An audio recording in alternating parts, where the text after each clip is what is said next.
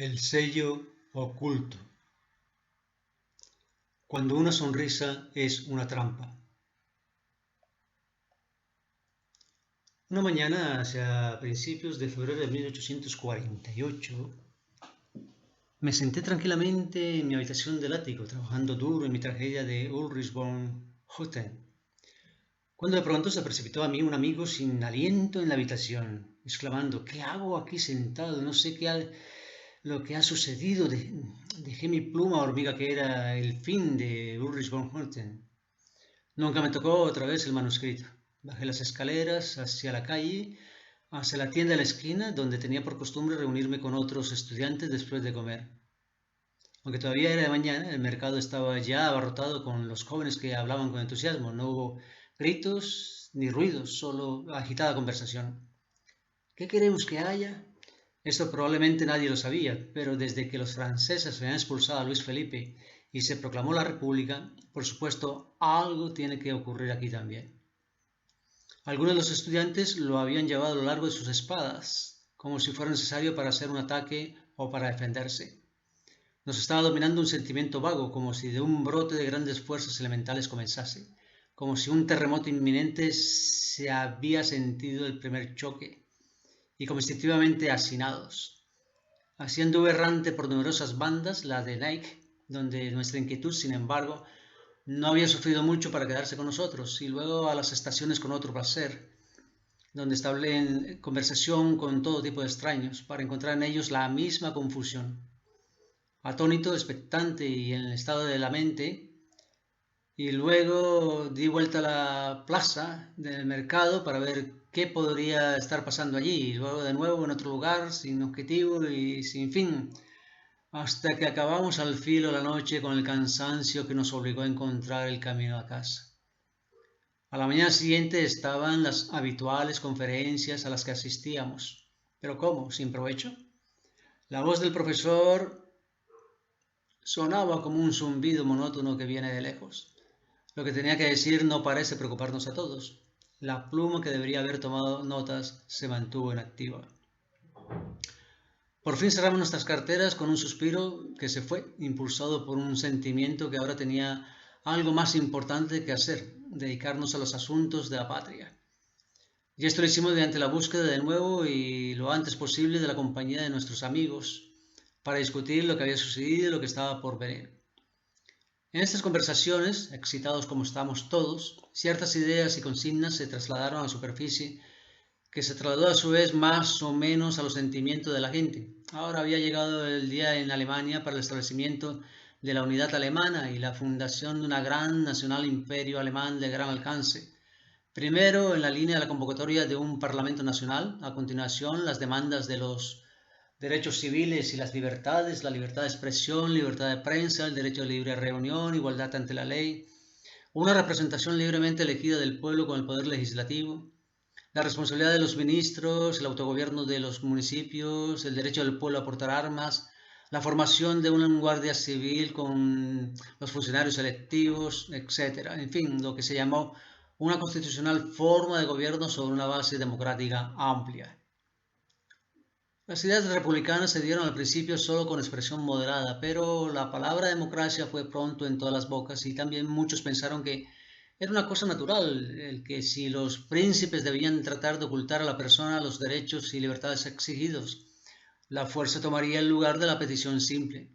Por supuesto, la regeneración del país debe lograrse, si es posible, por medios pacíficos. Pocos días después del estallido de esta conmoción fue que llegué a mi 19º cumpleaños. Recuerdo haber sido tan completamente absorbido por lo que estaba sucediendo que apenas podía dar vuelta a mis pensamientos a otra cosa. Como muchos de mis amigos, yo estaba dominado por el sentimiento de que por fin la gran oportunidad había llegado para dar al pueblo alemán la libertad, que era su derecho de nacimiento, y de la patria alemana su unidad y grandeza, y que ahora era el primer deber de todos los alemanes, para hacer y para sacrificar todo por este objeto sagrado. Estábamos profundamente, solemnemente viviendo en serio.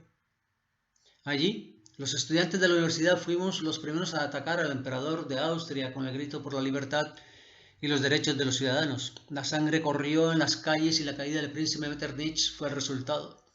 Los estudiantes se organizaron como la Guardia Armada de la Libertad. En las grandes ciudades de Prusia se produjo una conmoción poderosa, no solo Colonia, Clovense y Trier, sino también Breslau, Königsberg y Frankfurt. Enviaron delegaciones a Berlín para implorar al rey.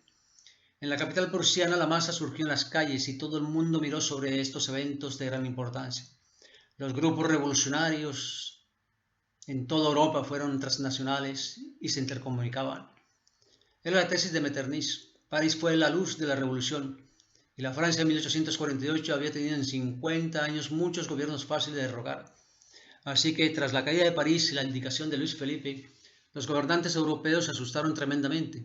Se desató el pánico, con lo que se encendió la hoguera revolucionaria a nivel europeo, con una mera chispa parisina.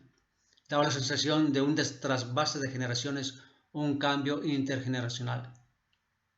Se cambiaron estructuras, gobiernos, nacieron las nuevas ideas y nació la leyenda revolucionaria basada en unos principios ideológicos de libertad y derecho al voto. Los poderes de los monarcas fueron como mínimo limitados, se abrieron las mentes y se escogió el futuro en el reconocimiento de constituciones. La revolución de 1848 se sumó a la de 1820 y 1830 en el sentido que también fue liberal. Lo único que le diferenció de sus predecesoras fue su sacudida y su carácter más longevo. Si bien la sacudida de la Europa de la Restauración, tras el Congreso de Viena en 1815, duró 3 oleadas sucesivas de revoluciones burguesas iniciadas en 1820 y culminadas en 1848, solo esta acabó con el sistema Metternich. El sistema Metternich fue el resultado de política internacional del canciller austriaco para restaurar el orden alterado por la revolución. Tuvo como objeto la organización de las fronteras en Europa, de los estados europeos internamente y entre ellos. Su fallo fue la fórmula empleada, el uso de la fuerza para consecución de los fines propuestos. Habrían de estar de acuerdo las 5 potencias europeas. Las grandes potencias europeas de aquel siglo XIX, como la Inglaterra victoriana, el Segundo Imperio o Tercera República Francesa, como el Tercer Estado de Manuel Joseph Sieyès y como correlato de los estamentos básicos del feudalismo y el antiguo régimen, el segundo rey de Bismarck de Alemania, el Imperio Austrohúngaro y el Imperio Ruso, todas estas se vieron afectadas, con mayor o menor alcance, por la Revolución de 1848. La Inglaterra victoriana es la potencia mundial del siglo XIX, donde recala la primera flota mercante del mundo, la industria más desarrollada y una economía librecambista. Como contrapartida, la Tercera República Francesa tuvo una industrialización lenta, pero se aceleró hasta casi igualarse a la alemana o incluso a la victoriana.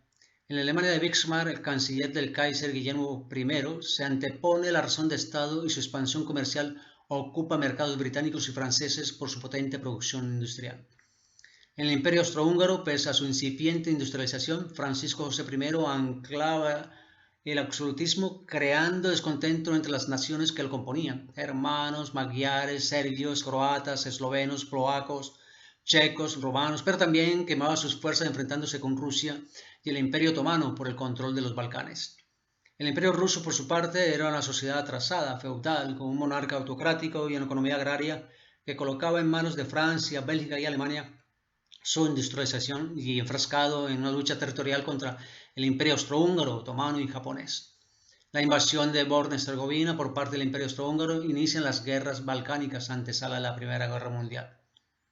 En este periodo de tiempo se crean diversos sistemas como la Liga de los Tres Emperadores, Alemania, Austria, Rusia, doble alianza, Alemania, Austria, Alemania y Rusia, y triple alianza, Alemania, Austria, Italia, entente cordial, Francia, Inglaterra, y la triple entente, Francia, Rusia, Inglaterra, que supone la triple alianza. Todas estas alianzas preparaban el terreno para prender el dominio alemán, crear un bloque de aliados centroeuropeos, dar pasos secretos en las relaciones internacionales, crear una política de equilibrio entre enemigos, aislar a Francia, evitar el revanchismo y el reparto del continente para Alemania y el océano para Inglaterra. Así, las revoluciones liberales, en especial la de 1848, fueron producto de la conjunción de factores políticos y económicos que redundaron después. Entre los factores políticos merece destacar el liberalismo y el nacionalismo. El liberalismo es fruto de las doctrinas políticas y económicas que se impusieron tras la caída del antiguo régimen y se inspira en las ideas de los filósofos de la industrialización del siglo XIX, según las cuales se defendía la supremacía de la razón y la naturaleza, cohesionadas por el respeto y tolerancia a las ideas ajenas. Generalmente unido al liberalismo, el nacionalismo se basó más bien en la idea de nación o tercer estado de Sieyès, En cualquier caso, el nacionalismo es una doctrina que se remonta a la Revolución Francesa y el Imperio Napoleónico.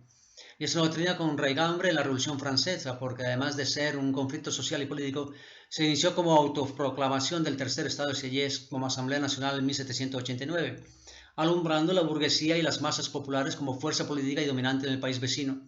Y también es una doctrina apoyada en el Imperio Napoleónico, ya que la Primera República Francesa cayó tras el golpe de Estado de Napoleón Bonaparte, lo cual se conoce coloquialmente como la Revolución Napoleónica o periodo revolucionario del 18 Brumario, según el cual el directorio había sufrido fuertes derrotas militares contra las fuerzas de la Segunda Coalición, formado por el Imperio Austriaco, Inglaterra, Imperio Ruso, Imperio Otomano, Reino de Portugal, Reino de Nápoles y los Estados Pontificios. Uno de los directores, Sieyès, pidió a Bonaparte su respaldo para ejecutar un golpe de Estado contra la constitución existente, iniciando la trama revolucionaria. En definitiva, los nacionalistas defienden el derecho de los pueblos a ejercer el poder soberano sobre el territorio en que viven, es decir, la soberanía nacional frente al derecho dinástico de los monarcas absolutos. Lo mismo que el liberalismo, que también se divide en dos tendencias: el nacionalismo conservador, que defiende a la nación como una unidad basada en sus raíces históricas diferenciadoras, en la lengua, las costumbres tradicionales y el orden social vigente. Y el democrático, por otra parte, inspirado en las ideas del italiano Mazzini, según las cuales la idea de nación lleva implícita la libertad de los pueblos y la soberanía nacional.